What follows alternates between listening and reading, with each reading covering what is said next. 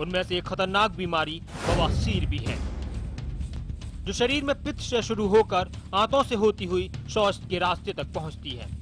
बवासीर यानी पाइल्स के कारण मरीज को असहनीय दर्द होता है।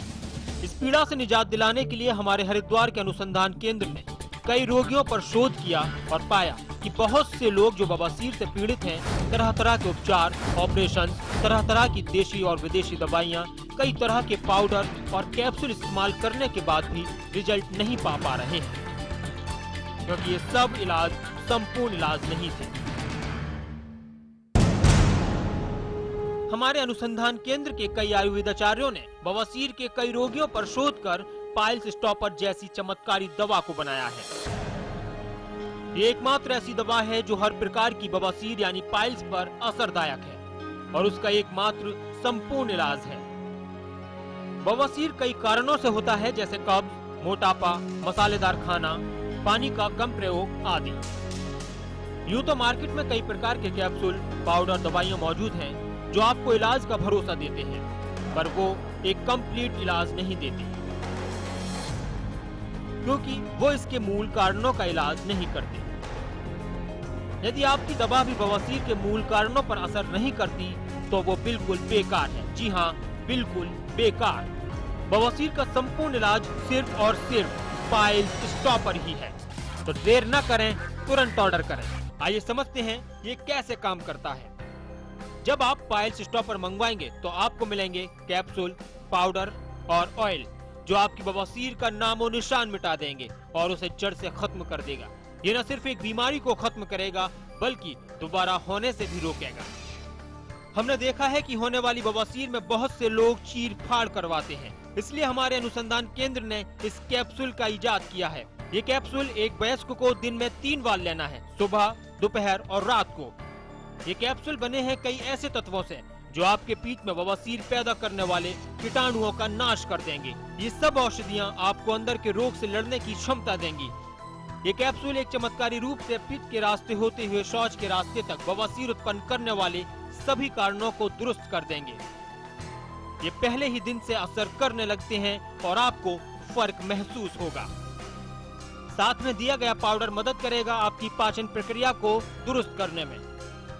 अक्सर देखा जाता है कि कॉन्स्टिपेशन अर्थात कब्ज भी पाइल्स रोगियों में पाया जाता है, जिससे कि आपको अधिक जोर लगाना पड़ता है, जो मस्सों से खून आने का एक बहुत बड़ा कारण है।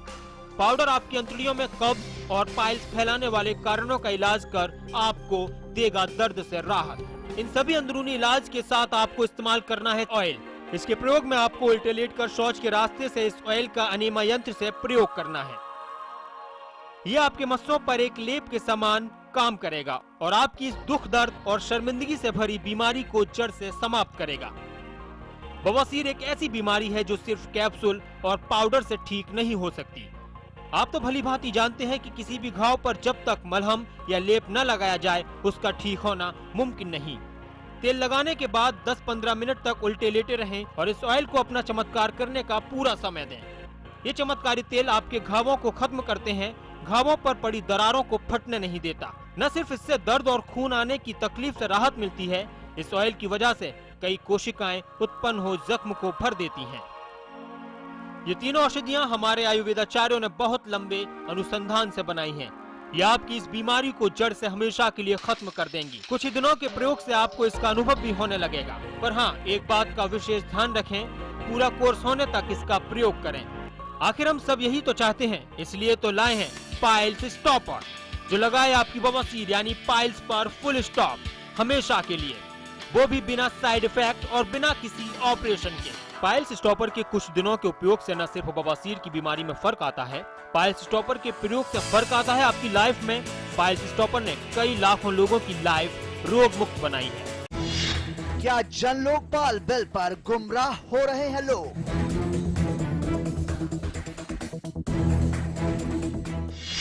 क्या झूठ बोल रही है दिल्ली सरकार? कौन है सही, एलजी या केजरीवाल? देखिए रात 9:30 बजे केजरीवाल का कंफ्यूजन कोर्स सिर्फ चैनल 1 न्यूज पर।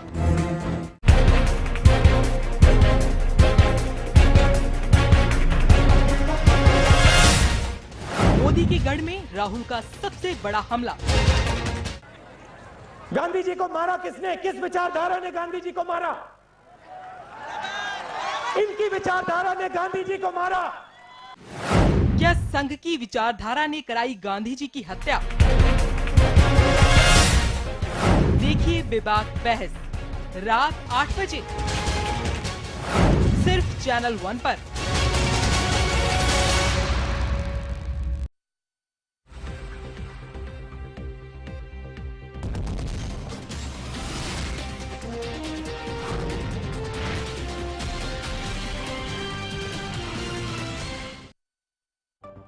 हेडलाइंस के प्रायोजक हैं केश किंग आयुर्वेदिक तेल, the king of hair oil.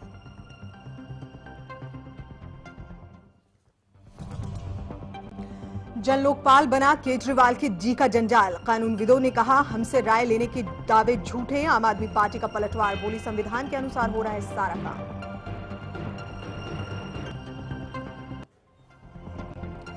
आप अब झेल रही है लंबे चौड़े वादों के परिणाम। गंदे पानी से खफा लोगों ने की आप कार्यकर्ताओं से हाथापाई। पीने का साफ पानी न मिलने की वजह से नाराज थी महिलाएं।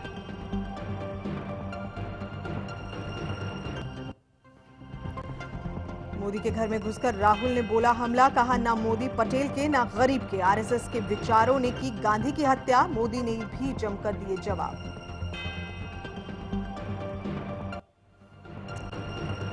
सख्त कानून के बाद भी नहीं थम रही दरिंदगी। नॉर्थ ईस्ट की लड़की से दिल्ली में हुआ बलात्कार। मुंबई में नाबालिग से गैंगरेप।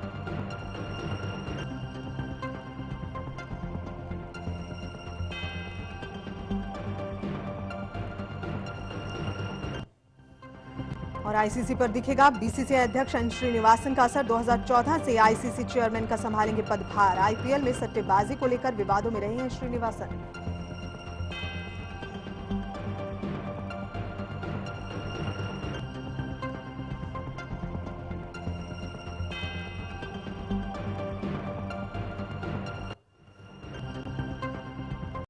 Period of time.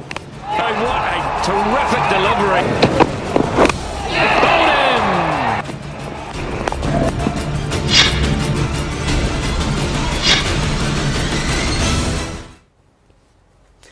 नमस्कार, मैं हूं मनीष शर्मा। अग्निपथ पार्ट 2 में आपका स्वागत है। ऑकलैंड टेस्ट मैच बहुत ही रोमांचक मोड़ पर पहुंच गया है। बहुत क्रिकेट प्रेमी इसे टीम इंडिया के मौके के रूप में देख रहे हैं, तो बहुत इसे एक बड़ा चैलेंज बता रहे हैं। वैसे तीसरे दिन भारतीयों के प्रदर्शन में अभी तक सीरीज में सबसे ज्यादा सुधार देखने को मिला और इसीलिए करोड़ों हिंदुस्तानी क्रिकेट प्रेमी कह रहे हैं कि बॉलरों का हल्ला बोल और अब कीवियों को करो गोल। Period of time. Oh, what a terrific delivery! Got him!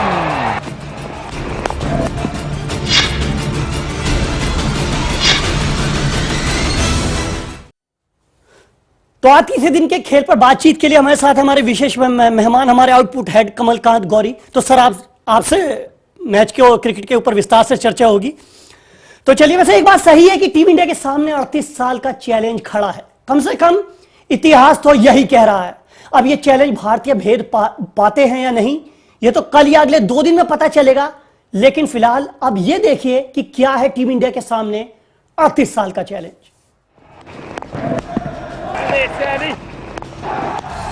Four more. They'll have enough on it. Backward. भारतीय इतिहास का दूसरा सबसे बड़ा challenge. Four more. They'll have enough on it. 38 साल का challenge.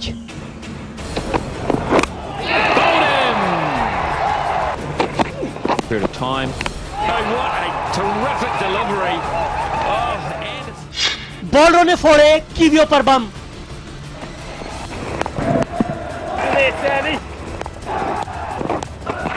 they'll have enough on it. Backward. बल्लेबाजों करो अब कीवियों को गोल। ऑकलैंड टेस्ट की दूसरी पारी में भारतीय ओपनर शिखर धवन और मुरली विजय पारी का आगाज करने उतरे तो उनके जहन में भारतीय इतिहास का दूसरा सबसे बड़ा चैलेंज चल रहा था। इस दूसरे सबसे बड़े चैलेंज पर मुरली विजय तो ज्यादा देर तक खड़े नहीं उतर सके।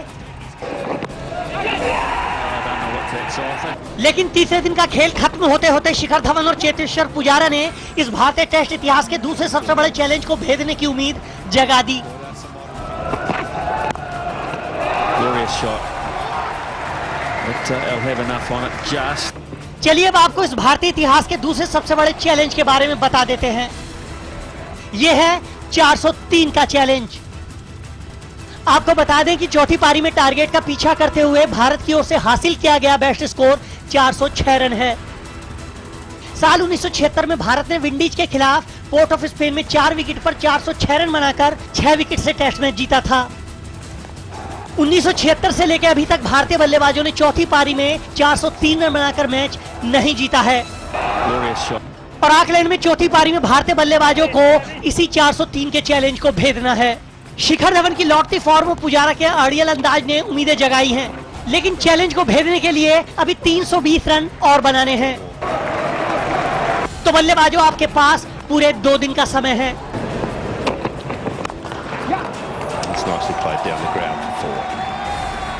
बॉलरों ने दूसरी पारी में अपने काम को बखूबी अंजाम दिया।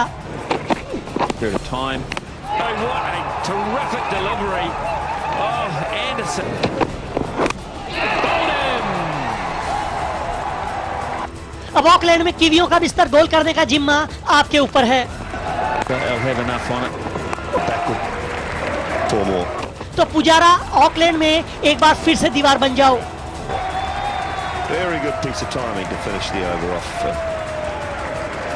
कोहली कीवियों के लिए एक बार फिर से काल बन जाओ। और 38 साल के 403 के चैलेंज को भेदकर कीवियों का ऑकलैंड में बैंड बजा दो।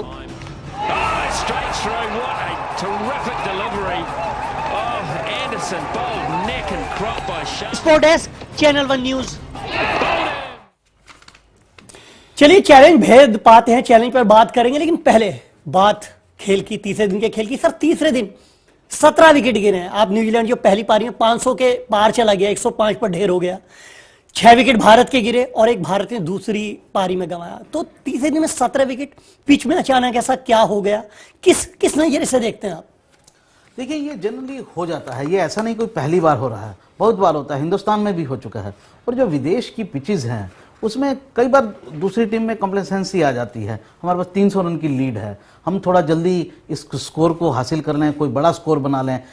4 मैच उन्होंने लगातार जीते हैं वनडे के, 1 मैच टाई हुआ है, 4-0 से एक तरह से उन्होंने वनडे सीरीज जीती है।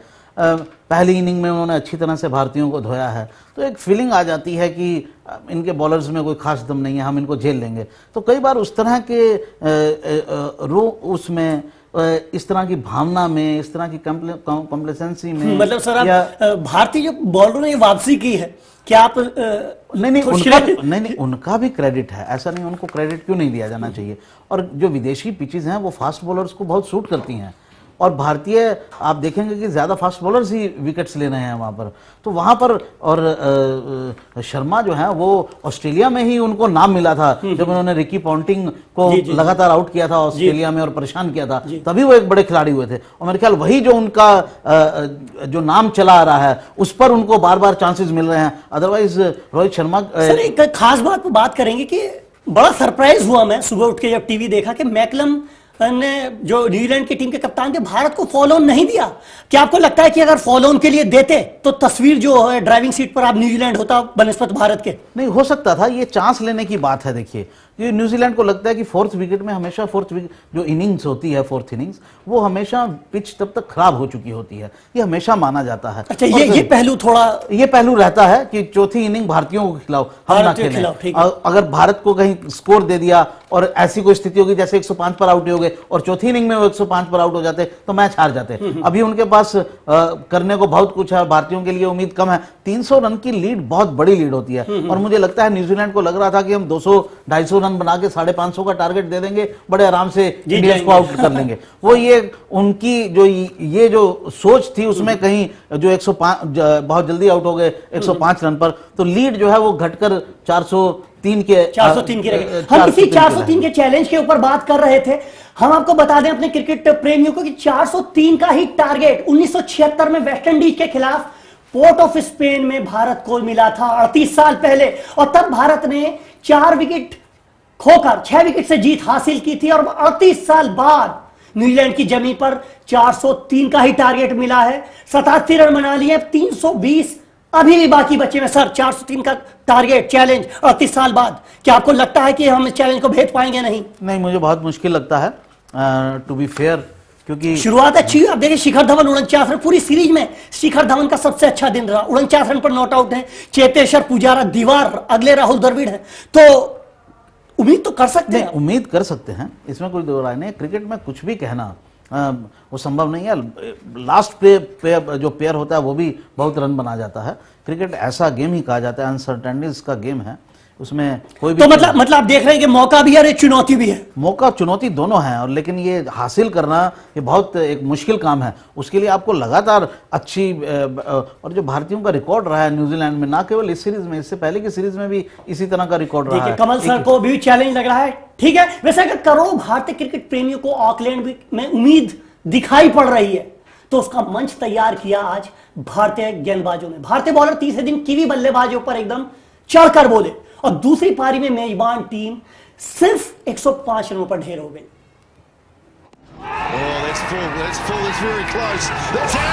Good reason. Gone. He's hit it in the air. Take it. What?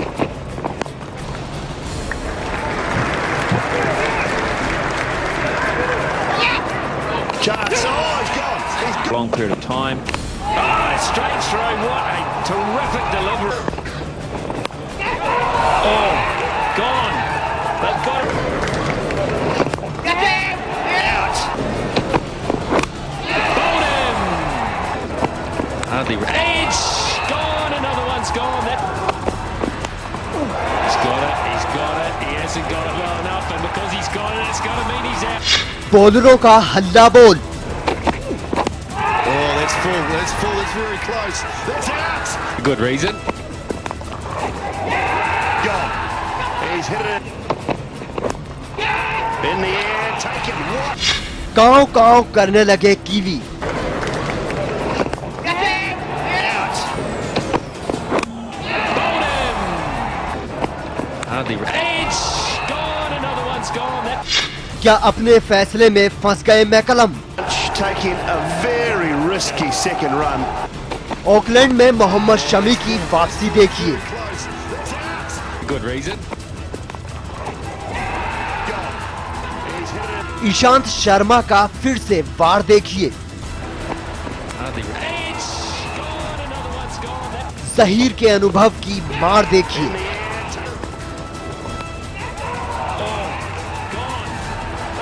भारतीय फील्डरों के जोश को देखिए। This is low. It's been hit, and it's a terrific catch.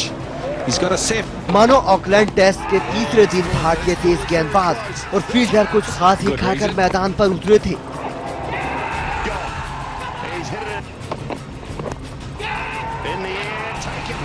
पहले ही ओवर में शमी ने मेजबानों को झटका दिया तो न्यूजीलैंड क्रिकेट प्रेमियों को पता ही नहीं चला कि कब देखते ही देखते स्कोर 5 विकेट पर 25 रन हो गया। भारतीय पेस बैटरी ने कीवी टॉप ऑर्डर को ऐसा झटका दिया कि मानो मेजबान टीम को सदमा सा लग गया। रॉस टेलर कुछ देर के लिए जरूर जूझे, लेकिन पहली पारी में 500 से ऊपर का स्कोर खड़ा करने वाली न्यूजीलैंड टीम दूसरी पारी में 105 रनों पर ढेर हो गई। और इसी के बाद न्यूजीलैंड कप्तान मैकलम पर उठ गए सवाल, भारत को फॉलो ऑन क्यों नहीं दिया? क्या गलत फैसले से हुआ ये हाल? बहरहाल भारत को फॉलो ऑन न देना भारतीय बॉलरों को बहुत ही ज्यादा रास आया। शुरुआत से ही मेजबान बल्लेबाजों पर ऐसे वार किए कि उनके बल्ले से आवाज तक नहीं निकली। दो राय नहीं कि गेंदबाजों ने सीरीज में शानदार वापसी करते हुए बल्लेबाजों के काम को आसान तो बना ही दिया, बल्कि बॉलरों के इस प्रदर्शन का असर दूसरे टेस्ट मैच में भी देखने को मिलेगा। Sports desk, channel 1 news. Sir बाकी पहलुओं पर कमल जी हम चर्चा कर चुके हैं। दो नई बातें मुझे दिखी हैं इस सीरीज में। एक तो 300 रन से पिछड़ने के बाद भारतीय फील्डरों का जोश, मैं कायल हूं, बहुत पॉजिटिव सोच, कप्तान धोनी काबिले तारीफ है। और जो फील्डिंग सयाना में देखो, शॉर्ट कवर खड़ा हुआ था, शॉर्ट मिड विकेट खड़ा हुआ था। पहली बार मुझे सीरीज में प्लान दिखाई पड़ा, प्लान दिखाई नहीं पड़ा, उसका एग्जीक्यूशन भी दिखाई पड़ा। इसके बारे में आप क्या कहेंगे? 105 रन पे हमने आउट किया न्यूजीलैंड को, क्या जो प्लान जो बनाया गया ये बहुत अच्छा बनाया मैनेजमेंट ने? देखिए, जब कुछ विकेट्स गिर जाती हैं तो आप प्लान बना लेते हैं। प्लान वैसे भी होता है, हम लोगों को कई बार नजर नहीं आता है। जब एक्चुअली क्या है कि जब शॉट्स पड़ने लगते हैं और रन जाने लगते हैं लगातार, तब कैप्टन मजबूर हो जाता है कि वो एक डिफेंसिव फील्ड लगाए ताकि रनों को रोका जा सके।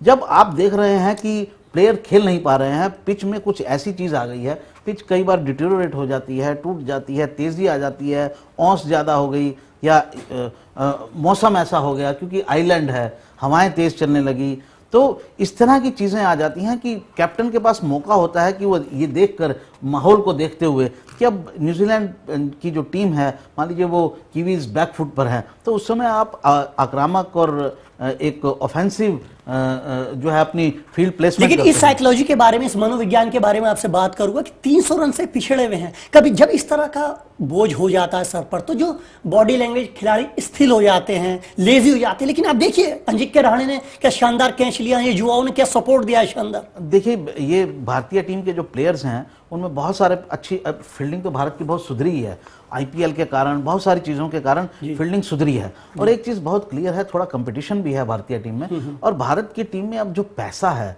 आप उसको नजरअंदाज ना कीजिए।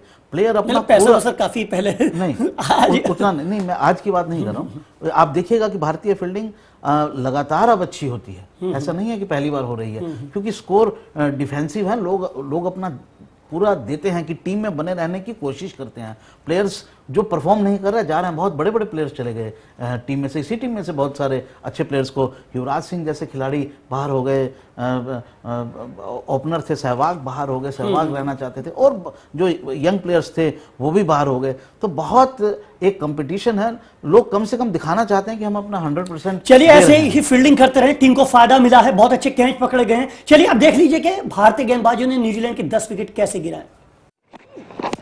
Oh, that's full, that's very close. That's out.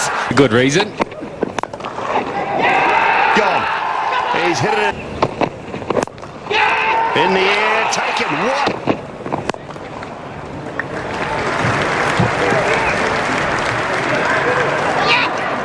Chance. Oh, he's gone. He's gone. Long period of time. Oh, straight through. What a terrific delivery. Oh, gone. They've got it.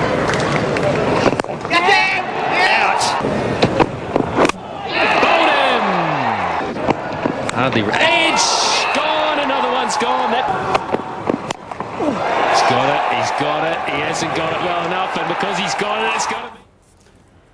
चलिए अग्निपथ पार्ट 2 में break लेते हैं, और break के बाद एक और बड़ी खबर की करेंगे जो भारतीय क्रिकेट प्रेमियों के लिए और भारतीय क्रिकेट के लिहाज से बहुत अच्छी है। Period of time. Oh, what a terrific delivery. Bowled him.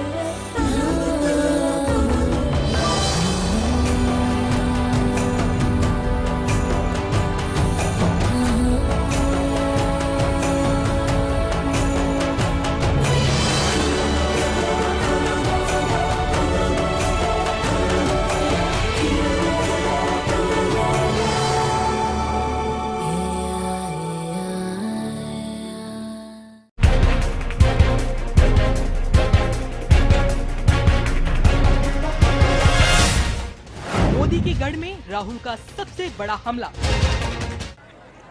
Gandhi ji को मारा किसने? किस विचारधारा ने गांधी जी को मारा? इनकी विचारधारा ने गांधी जी को मारा। क्या संघ की विचारधारा ने कराई गांधी जी की हत्या? देखिए बेबाक बहस रात 8 बजे सिर्फ चैनल 1 पर।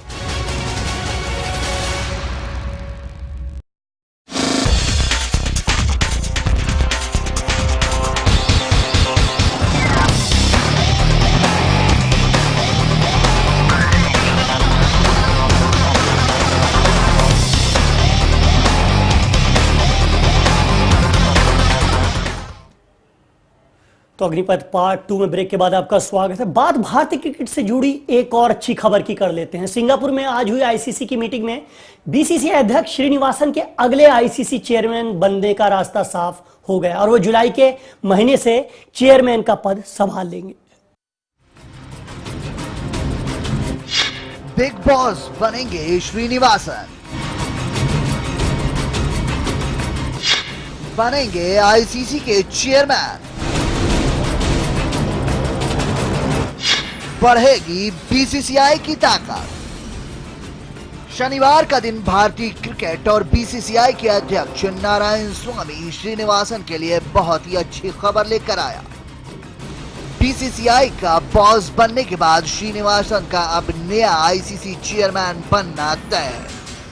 आपको बता दें कि श्रीनिवासन इस साल जुलाई के महीने से साल जून 2016 तक आईसीसी के पद पर बने रहेंगे। आपको हम बता दें कि श्रीनिवासन आईसीसी के चेयरमैन बनने वाले तीसरे भारतीय होंगे। इससे पहले जगमोहन डालमिया 1997 से साल 2010 तक और शरद पवार 2010 से 2012 तक आईसीसी के चेयरमैन पद पर रहे। वैसे सिंगापुर में आज हुई आईसीसी की मीटिंग बीसीसीआई के उस प्रस्ताव को भी आईसीसी ने हरी झंडी दिखा दी, जिससे विश्व क्रिकेट के बड़े फैसलों में बीसीसीआई क्रिकेट ऑस्ट्रेलिया और इंग्लैंड का दखल होगा। इस फैसले के साथ ही अब बीसीसीआई को आईसीसी के टूर्नामेंट से होने वाली आमदनी में भी एक बड़ा हिस्सा मिलेगा। मतलब बात यह है कि कल तक पर्दे के पीछे से विश्व क्रिकेट को चलाने वाला बीसीसीआई अब आधिकारिक तौर पर और ज्यादा ताकत के साथ विश्व क्रिकेट को हाकेगा। Sport desk channel 1। तो कमल जी, बीसीसीआई के लिए कितनी बड़ी खबर, कैसे देखते हैं आप इसे बीसीसीआई के लिहाज से और विश्व क्रिकेट के लिहाज से? देखिए, बीसीसीआई के लिए तो निश्चित रूप से अच्छी खबर है, श्रीनिवासन जी के लिए भी अच्छी खबर है, लेकिन इसमें एक दो सवाल ज़रूर खड़े होते हैं।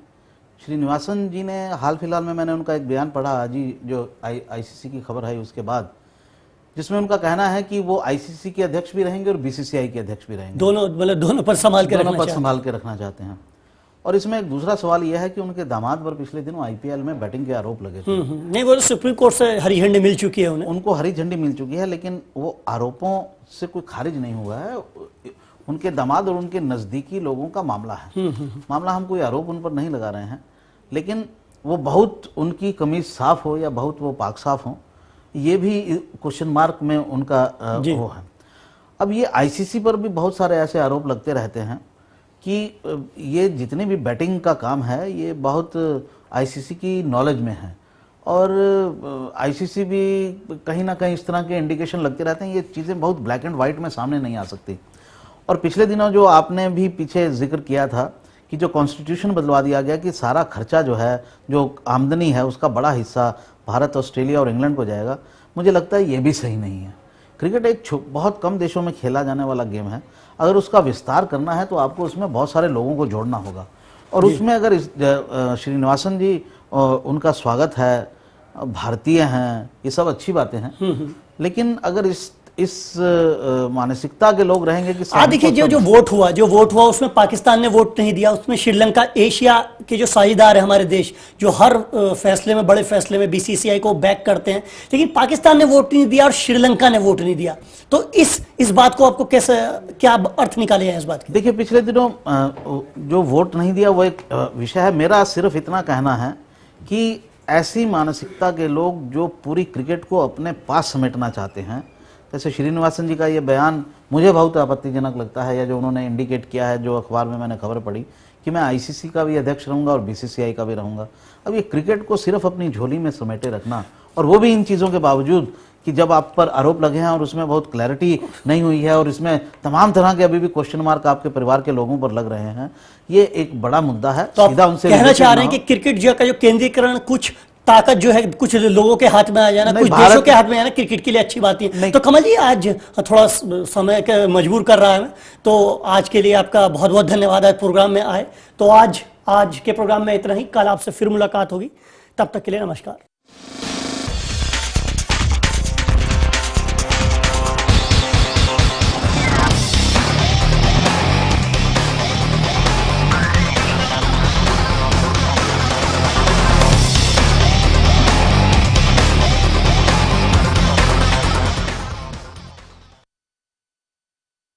केश किंग आयुर्वेदिक तेल, जो बना है 16 खास आयुर्वेदिक तत्वों से, रखे मेरे बालों का ख्याल और बनाए उन्हें लंबा, काला और घना। Kesh king, the king of hair oil.